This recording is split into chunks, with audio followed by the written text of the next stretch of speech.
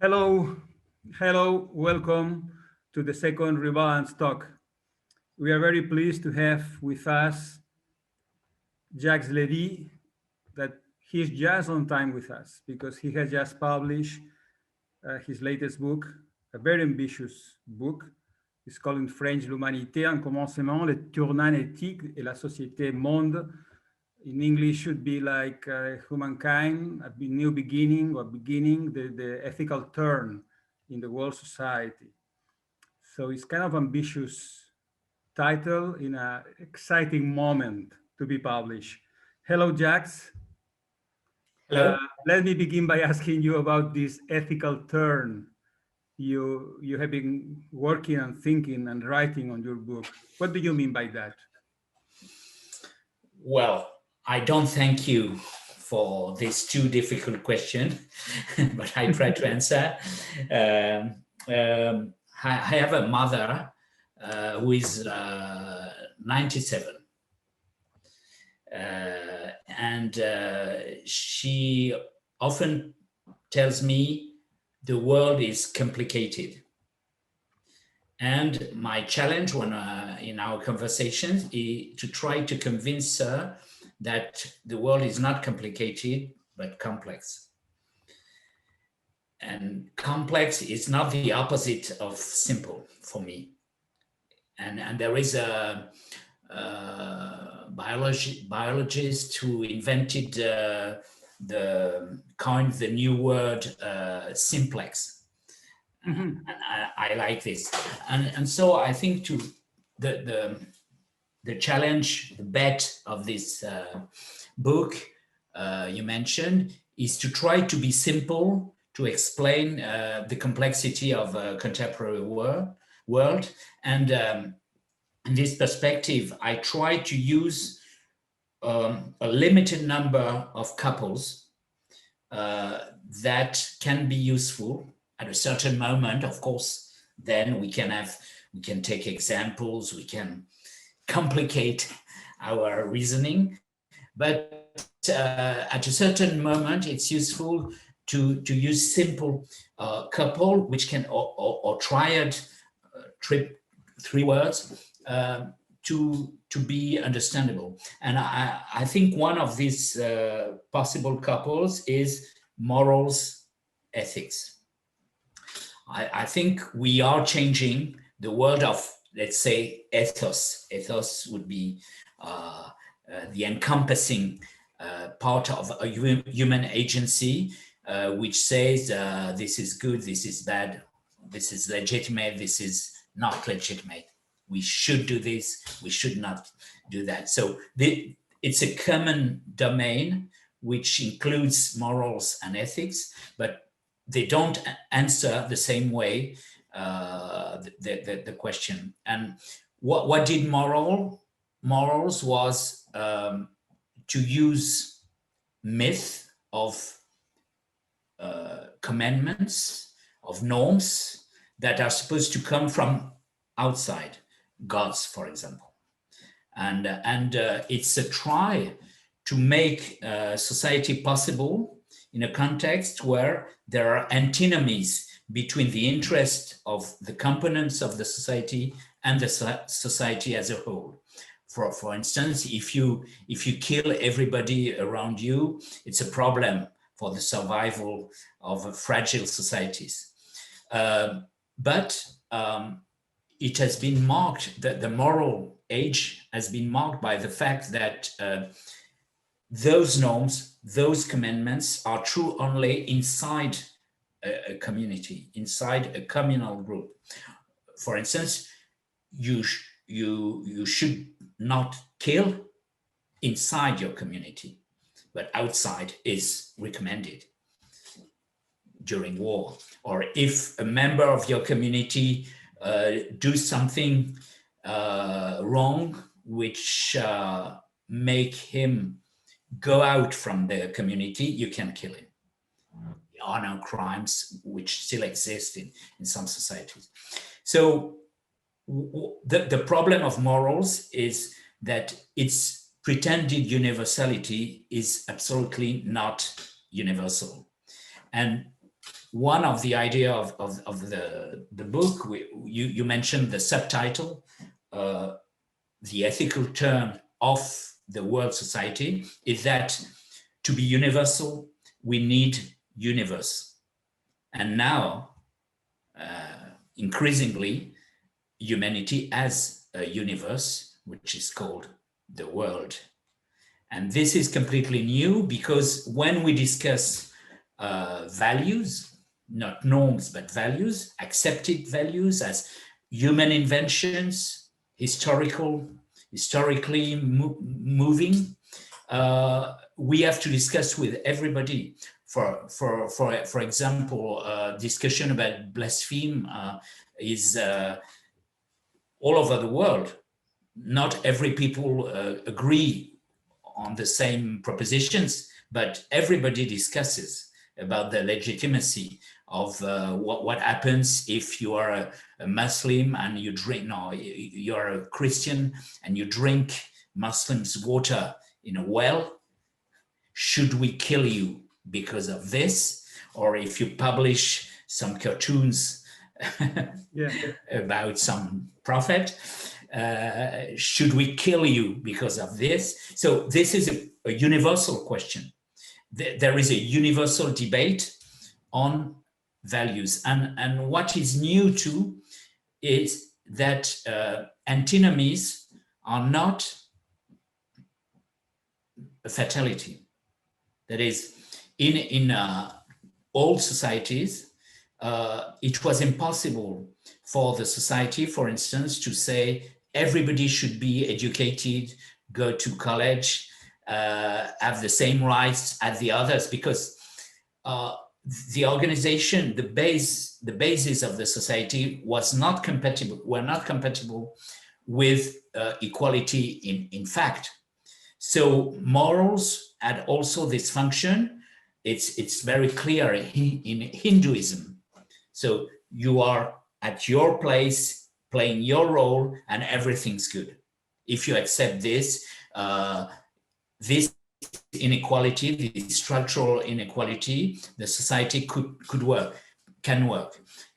Now it's another discourse. Is everybody has the right to invent his or her own biography? And this is completely new, and this is rather consensual. If we had made an inquiry about this, there is a very transpartisan consensus among, it was in a French society, to say that freedom to invent one's biography, one's life, is the thing that society should guarantee to its members.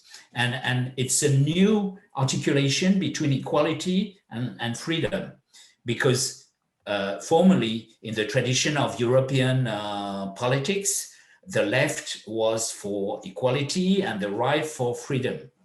And now the people we have listened to said, no, it's inline.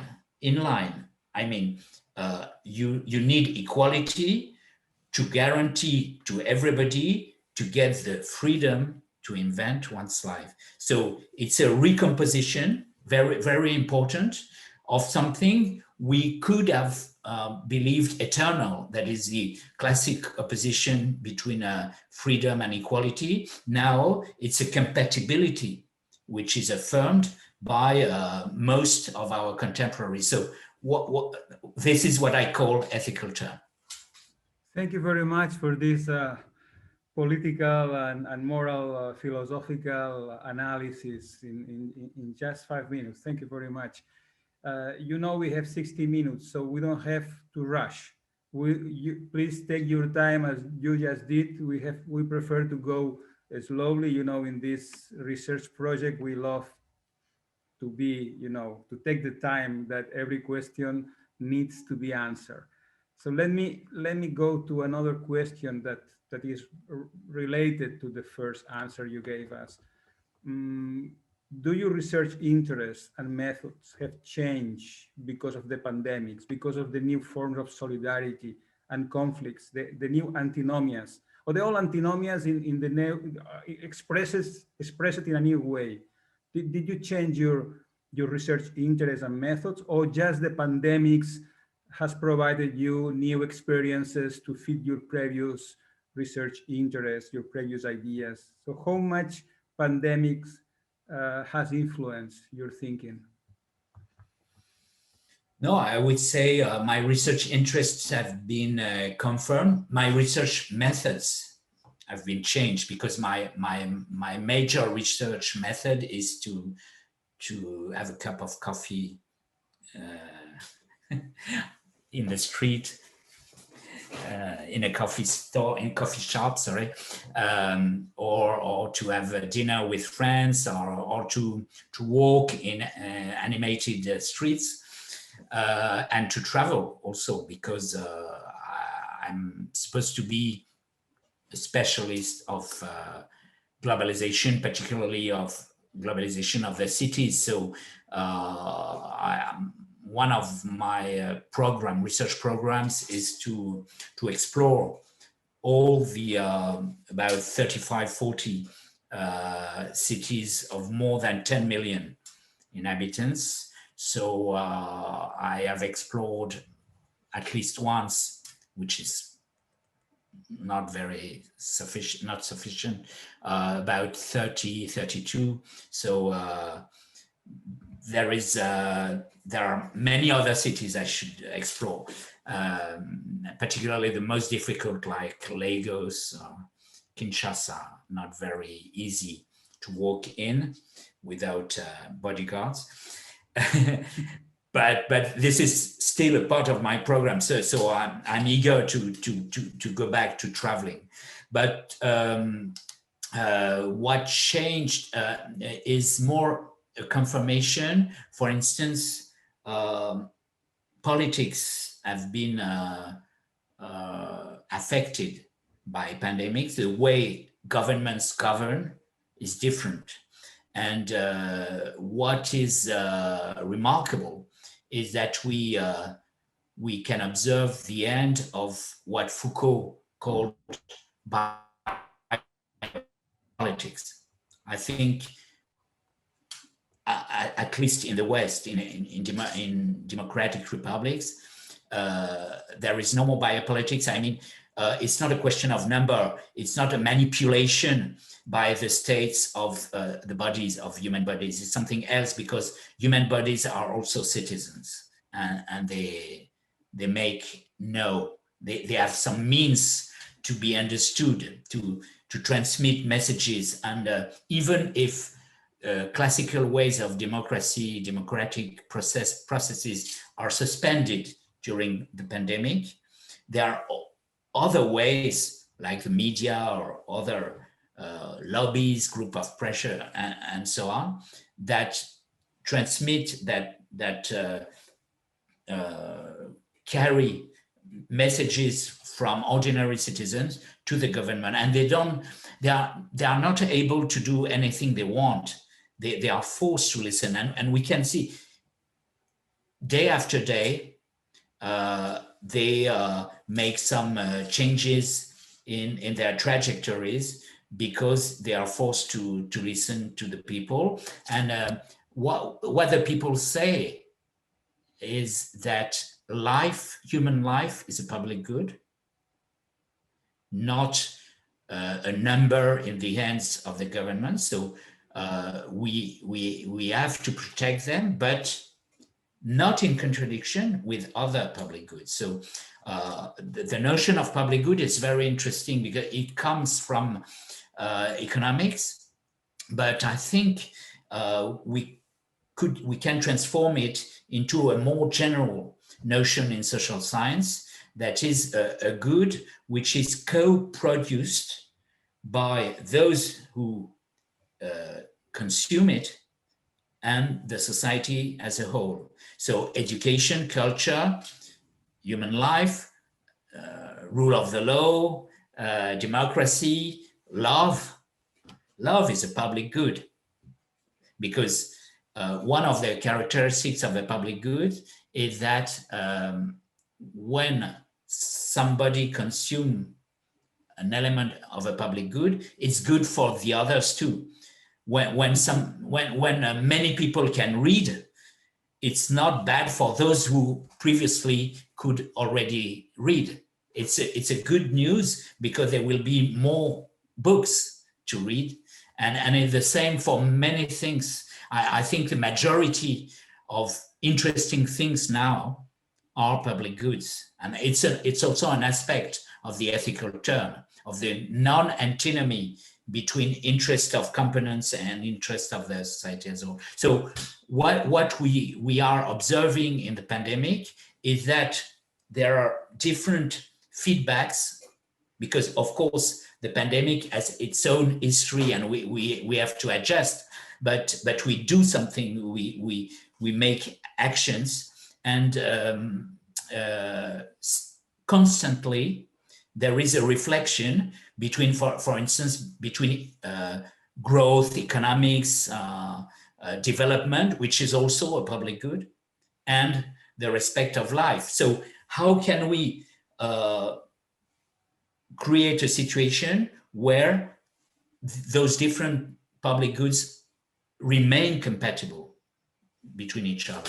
And this is a confirmation for me, because it's very practical. It's a global experience. Probably the pandemic is the most global event ever humanity has experienced.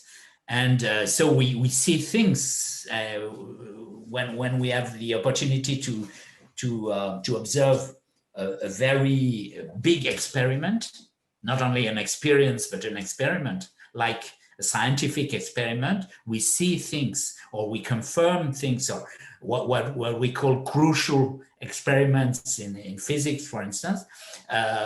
We have this now visible every day. So there is another change or confirmation, which is the way we manage the relationship of distances, of management of distance. We can do co-presence, that is, put everything in the same place. In a city, for instance, we can move, mobility, or we can communicate with emitting only information, and this is telecommunication. And there is always a balance from Neolithics, from the Neolithical age.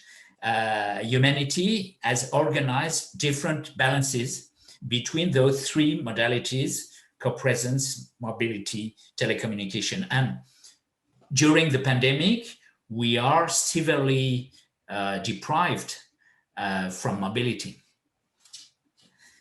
and co-presence, because the urban life is not very dynamic. So telecommunication has taken an extraordinary, completely novel part in our lives. And it's also an experiment for ordinary individuals. Is it what we want? Is a situation where we are teleworking all the week what we really wanted when we said, oh, I don't like to go to the office, it's boring, I would be better at home? But now you're at home. Are you really happy? Not always, is my feeling. So I think it's an extraordinary opportunity for everybody to ask to oneself if the situation, the previous one and the present one, are the best balance between those three modalities. I see. Let's go to a term you have defined it, which somehow is related also to a public good, and it's quite a core concept on your work, on your writing, which is urbanity. So you said that with concepts like urbanity, you can make readable contemporary world. So provided that we take time, you say, to modify some of the usual prejudices, renew some notions, invent or redefine new words, such as urbanity, we can be able to think together. That was everything that was separated before. And this kind of concepts like urbanity may help us to understand maybe the public good, new emerging public goods that you have identified. Maybe you can further explain us how you understand by urbanity in this contemporary world, how the idea of living together in a city have been changing all over time and where we are now. Yes, I think urbanity is a good word, and because spontaneously we can observe some convergences between different disciplines of the urban sciences. We increasingly use the term urbanity instead of centrality, instead of agglomeration effect, in terms of urban sociability or other expressions. I think urbanity is good also because it's not exactly city. Well, in English, there is no clear word to adjective related to city. Urban traditionally is linked to city, but I think it's interesting to consider that there are forms, expressions, actualizations of urbanity which are not cities. Peri-urbanization, for instance, is urbanity without city. And the old rural areas, low density areas, the countrysides of in Europe, for instance, are not cities, but they are urbanized in the sense that they have similar ways of life as people living in city, with differences which are important because people choose one location instead of another one. So it's important for them, for their life, for the idea they have of their own life, but it's not so different. For instance, it's not as different as the difference city countryside was, I don't know, in the 18th century or in the 15th century. So there is a convergence of lifestyles, but with some differences following what we can call gradients of urbanity. And gradients of urbanity means that urbanity is everywhere in a sense, but not at the same level, at the same rate. And that's why we need to measure urbanity. And what I proposed is to see urbanity as a combination of density and diversity.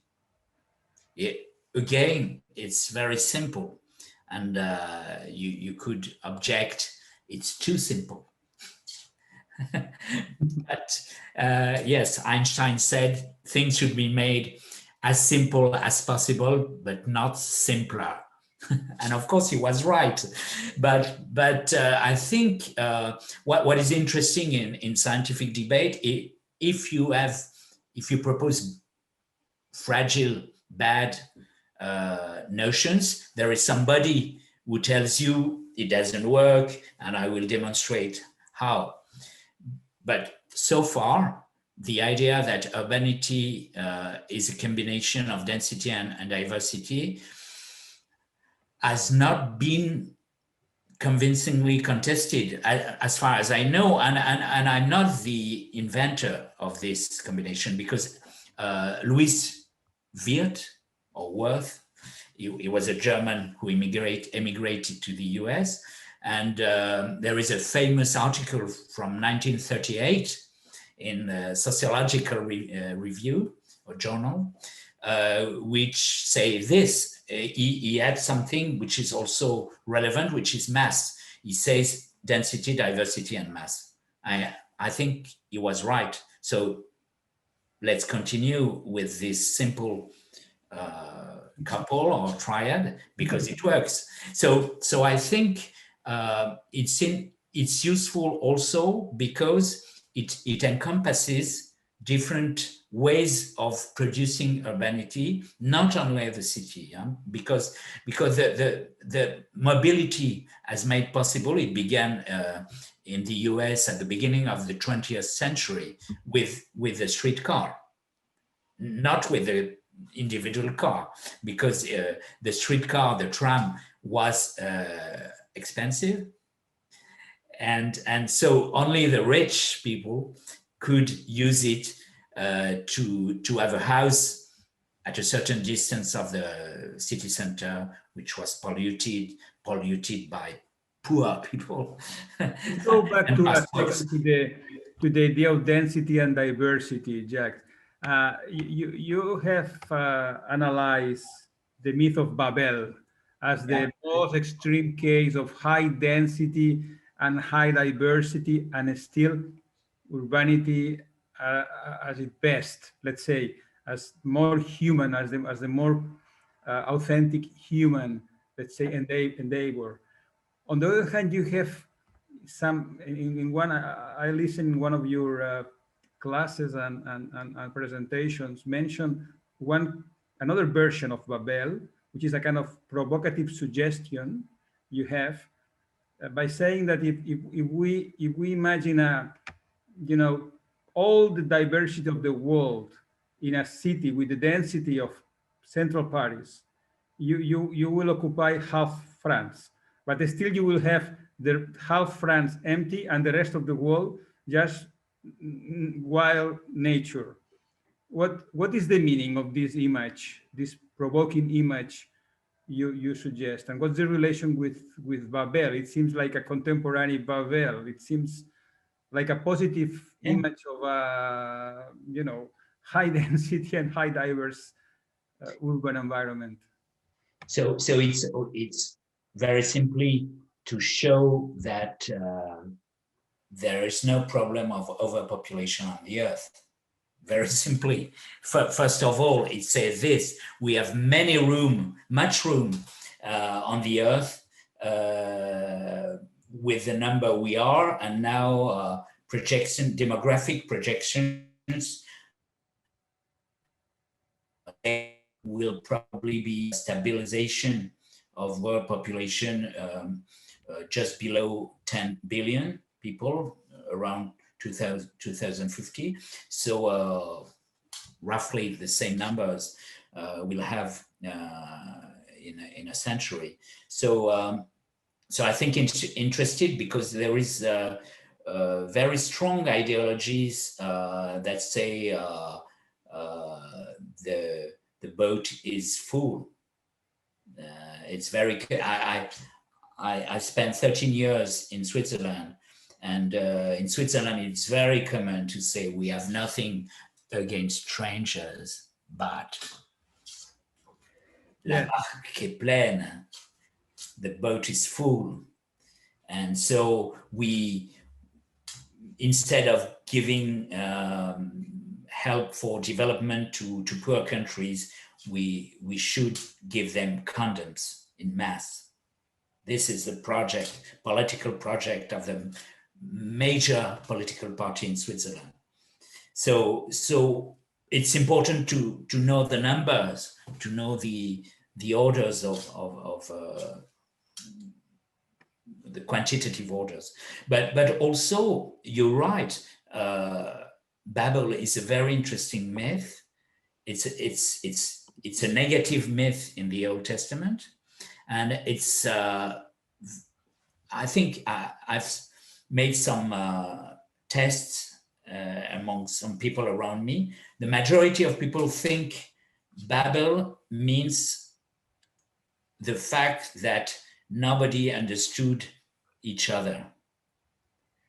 So exactly the opposite of what Genesis 11 says. It's a very short text. I encourage you to read it. Mm-hmm. It's very clear. And many interpretations were misinterpretations because it's easy to understand that it works perfectly. The people converge to a place. They use very basic materials to build a city. There is no problem of power, no competition with others. They are united and they collaborate. It's a collective work. It's like Wikipedia, let's say. Yes. And with no big chief, with no leader. No leader is mentioned. And it's a full success.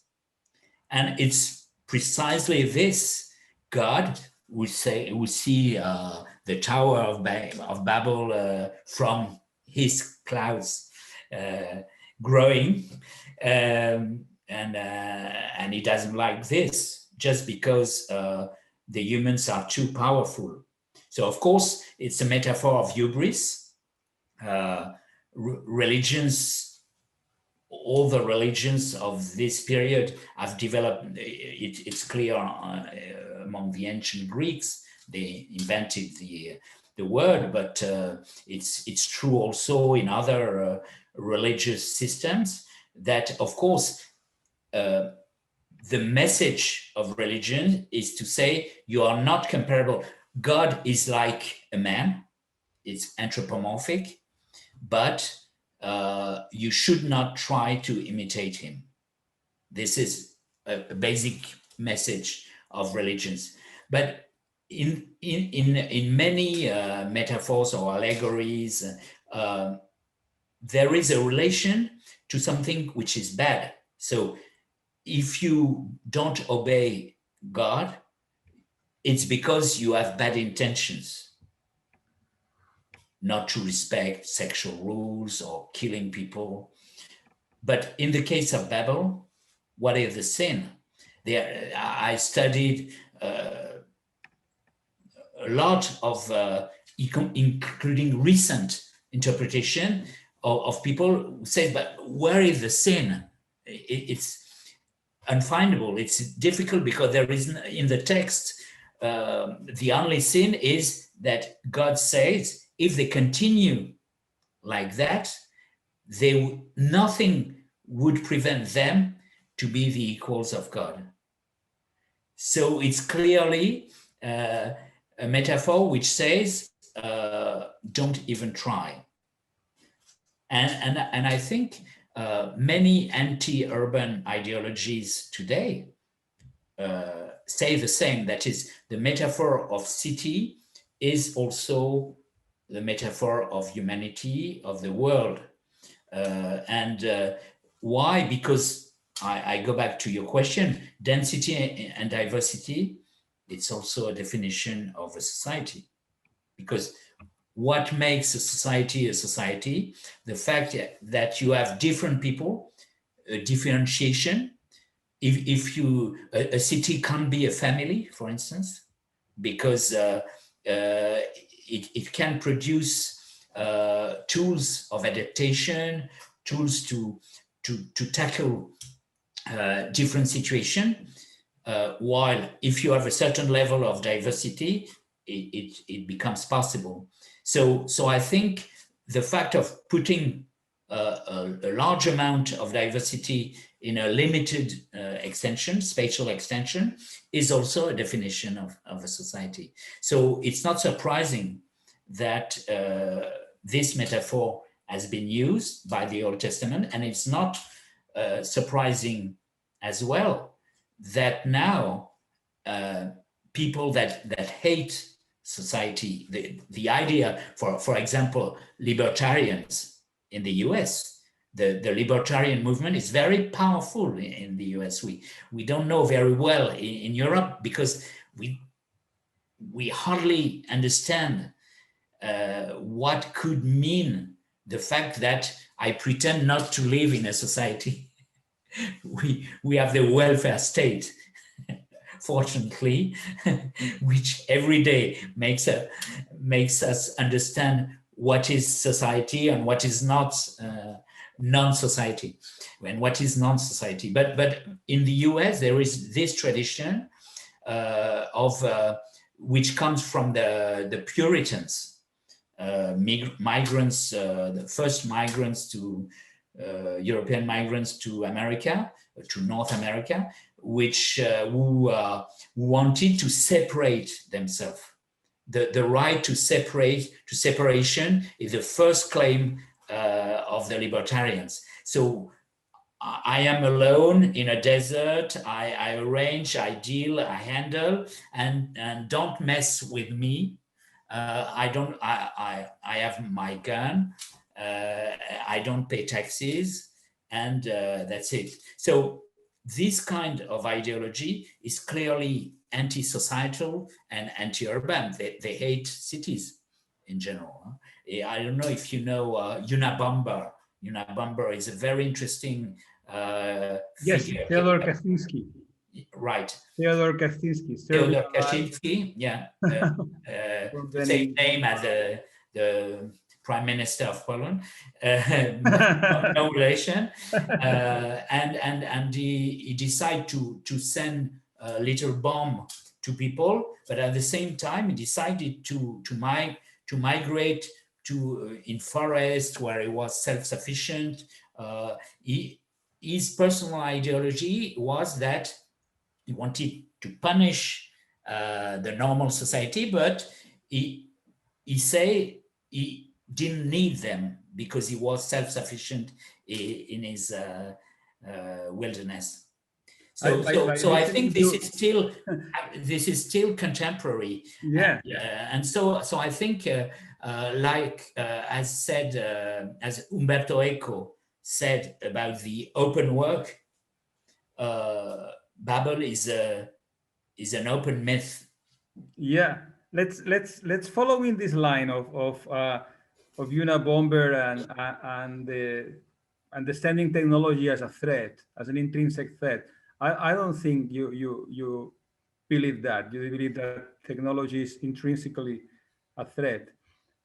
I mean, I don't think by reading you that you follow the tradition by Heidegger and Jacques Ellul. Yeah. I don't think you are in this line. But let me ask about climate emergency, because sometimes the narrative of climate emergency is related somehow to Babel as well, in the sense that human beings, we have been sinners, we have been morally wrong, and nature, God, is going to punish us, tomorrow morning, because we have been very bad with nature.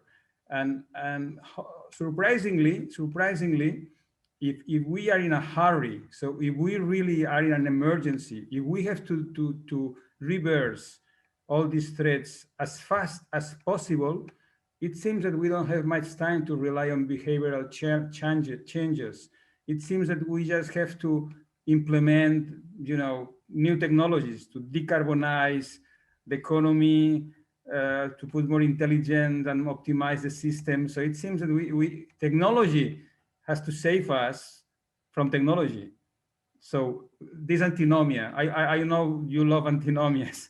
How we can, get out of this trap? Because if we cannot wait, if we are not in a hurry, I mean, then what other solution we have than more technology? So it seems contradictory. You perfectly answered your question. So No, it's an antinomia.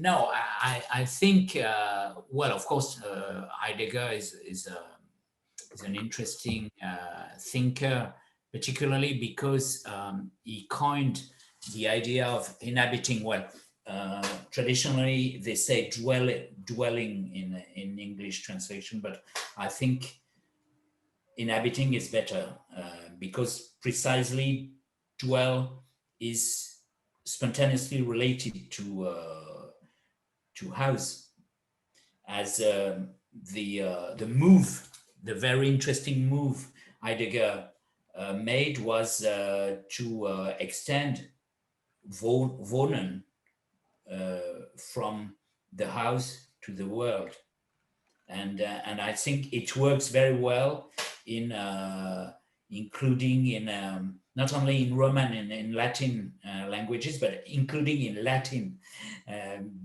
For example, there are some proverbs which say that Rome is your home.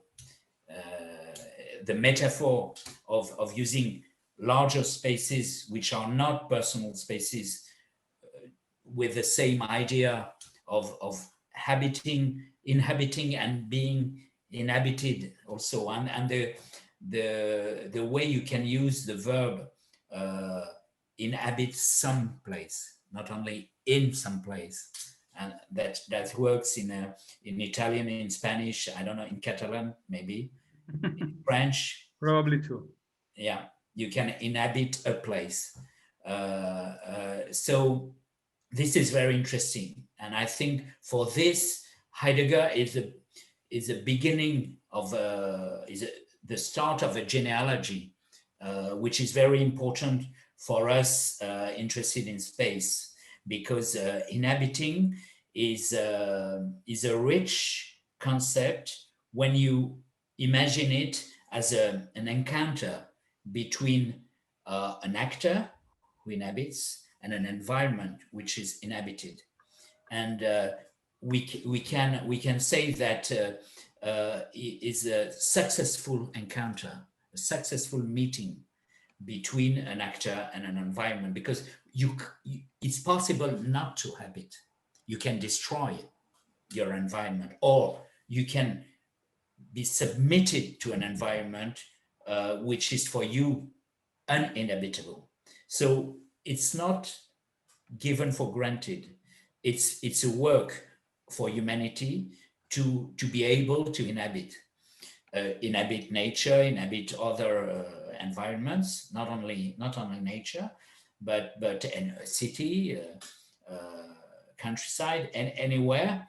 But this is not granted, and I think it's. I don't know if you know Hartmut Rosa, a German sociologist, with used the concept of resonance.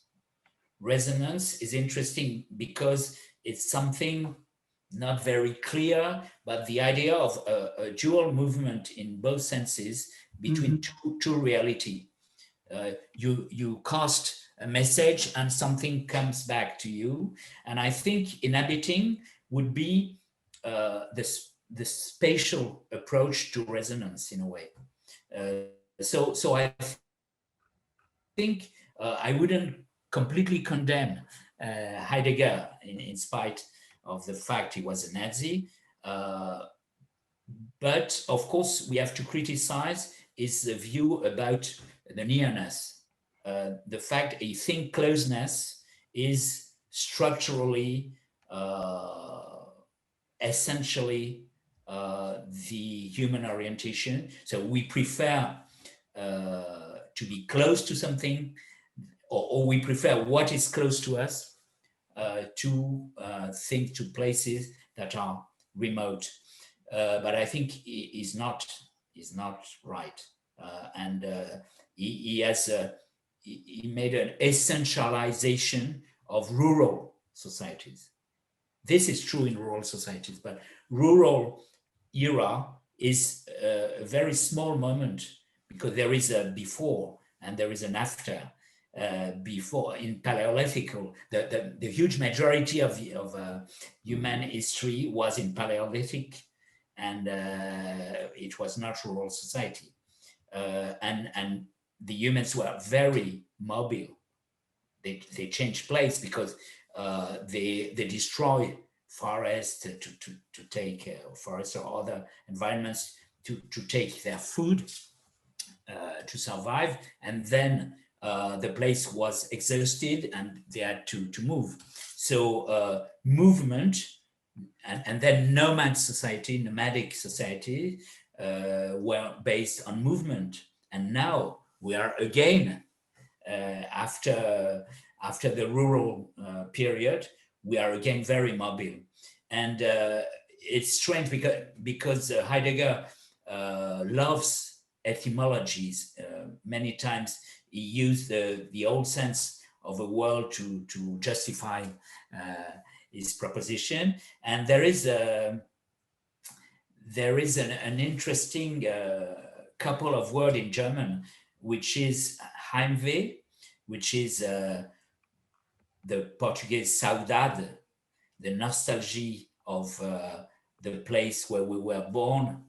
And there is another word in German, which is Fernweh, the nostalgia of the remote, of places that are far from us.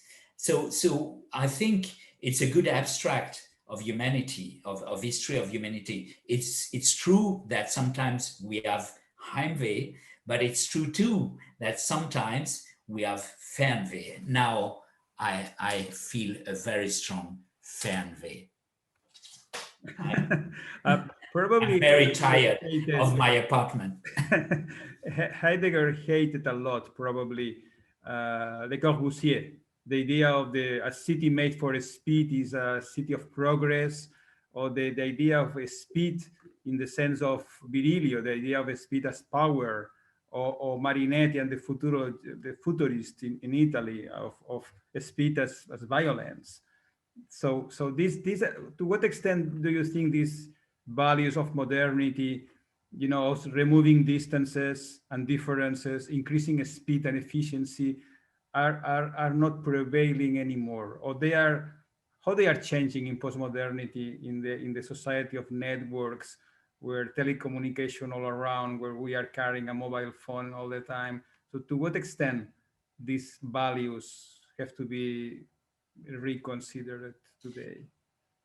I think if we want to understand the issue, we have to encompass long-term history. I think you remember in traditional medieval society there were a three partition: Arantes, Orantes, and Pugnantes. So those who are cultivated, those who pray, and those who fight.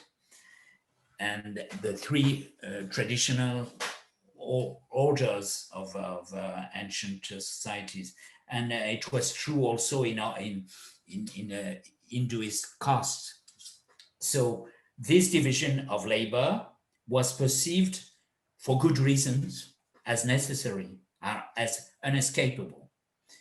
But now it's not so sure. So we can take time for contemplation, for doing nothing,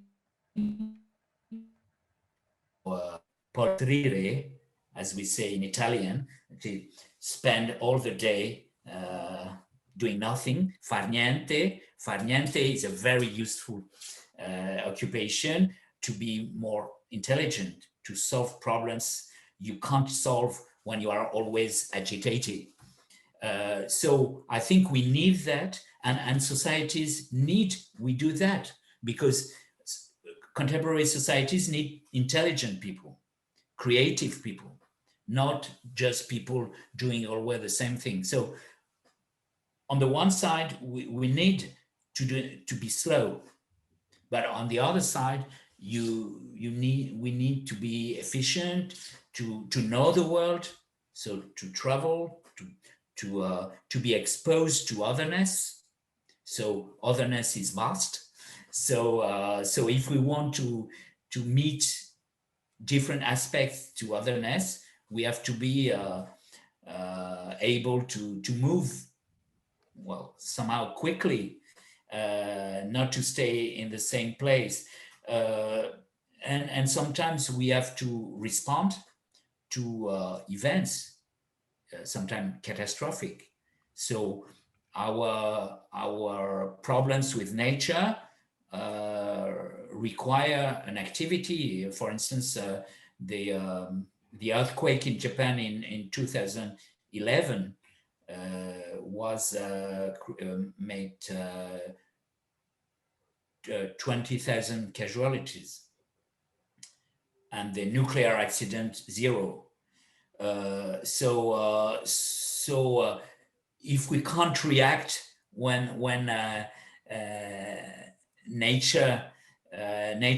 natural forces send us dire messages, it's not very good for society. So we have to be speedy or quick.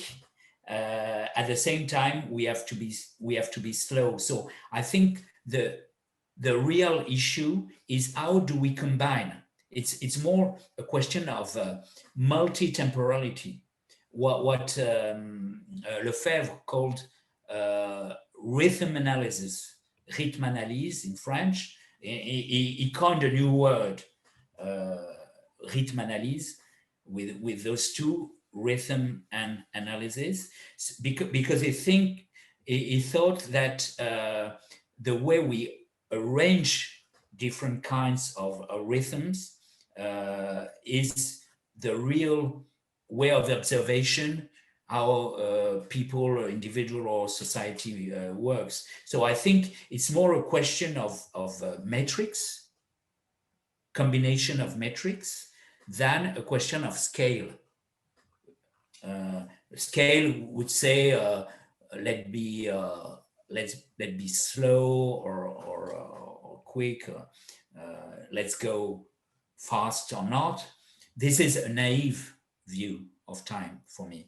So I think the most important is how to arrange, sometimes simultaneously, which is even more difficult. You said it's difficult to do several things at the same time. It's not good for the efficiency, but even if it's not exactly simultaneous, in a day, for instance, how do we arrange moments of contemplation and moments of very intense activities, including the movement of our body?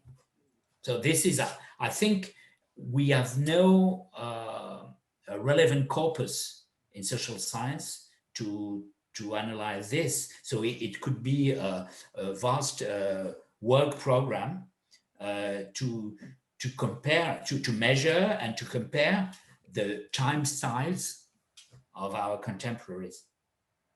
Oh, let me finish my questions with with I mean the opinions and the feelings of two very good writers. One we have already mentioned, Milan Kundera in La Lenteur, Slowness from 1995, and the other is Italo Calvino when he wrote six memos for the literature in 21st century.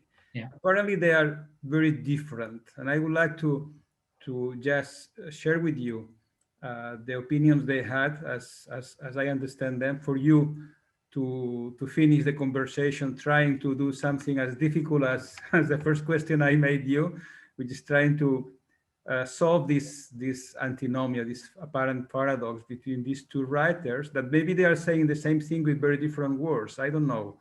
So Kundera praised the idea of living slowly.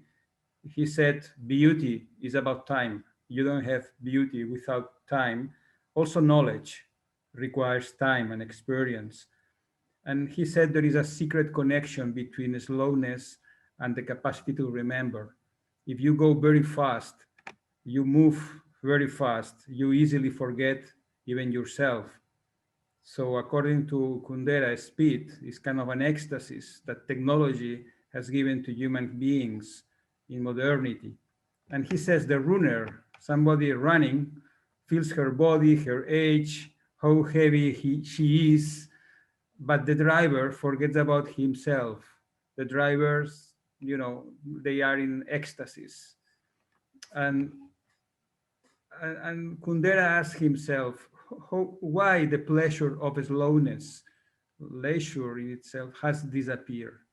On the other hand, Italo Calvino proposed few years before, 5 years before, uh, six memos, he said, six ideas for art and literature in the 21st century: lightness, speed, exactitude, visibility, multiplicity. And he suggested the last value, consistency. Unfortunately, he had no time to write the essay related to consistency. So we only have the first six memos. We don't have the explanation of what Italo Calvino meant by consistency. But let's say for Condera, probably the word of lightness was kind of difficult to support, to afford. Even he has a book calling the insoutenable lightness of human being. So So Kundera preferred slowness, ambiguity, sense of humor, and so what the contradiction of these two writers in these two ways of understanding and feeling the idea of time and speed. How this inspire you? What do you think about how you can somehow integrate, or which one is closer to your way of thinking, Jax? Spontaneously, I would say that the slow fast couple is not a good one. It's too lazy, too simple, and your examples show it very convincingly. For instance, in the romantic era, people thought that love had to be related to eternity, but we know it's difficult to achieve. But we know that first sight love is possible. It's very fast. It's immediate. So it's instant, not duration. So we all, the fact that we are able to project what we are to other world, to construct other world in our thought, in our imagination, makes us able to produce instantaneously thick worlds, very interesting, very rich worlds in an instant, just a second. It happens something very important, and it doesn't require duration. And of course, the lightness of Calvino, one of the six suggestions he makes, his work is a very good example. For instance, one of my favorite of my desert island books, Città Invisibili, Invisible Cities.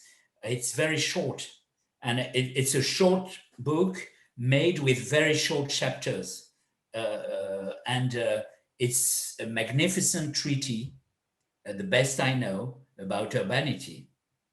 Probably he was my main inspiration when I decided to use urbanity as a federative concept, and it works because it's short. It wouldn't work with a long, very heavy book, and it's because it's like a good definition, a good concept, a good theory. It can be expressed just in a graph, for instance, or a diagram. At the end of the PhD, I always advise my PhD students at the end of their thesis, dissertation writing, to be able to test the validity of their proposition by creating a single graph that sums up their contribution to knowledge. And I think here you see we are not far from speed.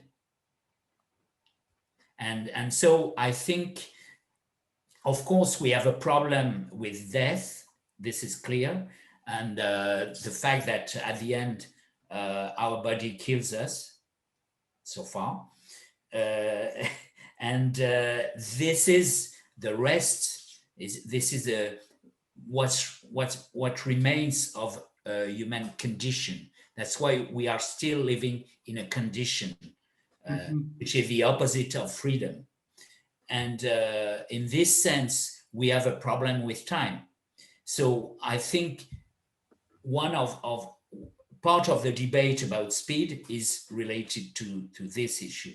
But once you have identified this problem and put it in a part of your brain, you can address time issues in other ways which are much less simple than speed or slowness. Thank you very much, Jack. It has been a pleasure. Merci beaucoup pour toute cette présentation. Il y a une question que je voulais vous faire pour finir rapidement. Est-ce que vous vous souvenez d'un nom d'une ville d'Italo Calvino? Quelle est la ville vos favorite entre les villes d'Italo Calvino? There are some, but Seulement une. seulement une. I could not say. It would be a treason. But I suggest you have a look on my film, OK. Urbanité, Oui. Urbanities, because we explore not all, but different cities that Great. Calvino identified. So we have to we have two suggestions for our listeners. First, the book, and then the movie. And the movie is free on Vimeo. Yes, en Vimeo. Thank you very much, Jacques. Thank you. C'était un plaisir. Pour moi aussi. Au revoir. Au revoir.